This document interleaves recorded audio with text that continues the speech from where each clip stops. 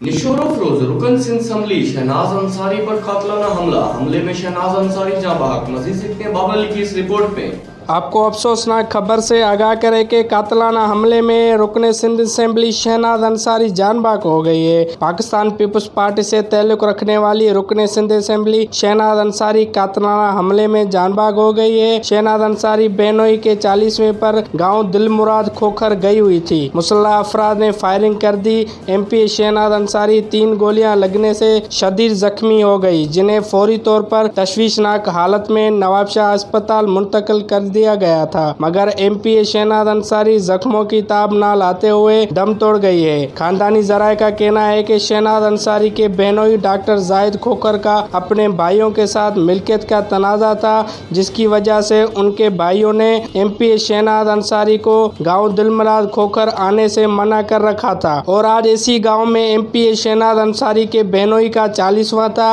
जिसमें मुसल्लह अफराद ने फायरिंग कर दी और MPA को 3 गोलियां लगी।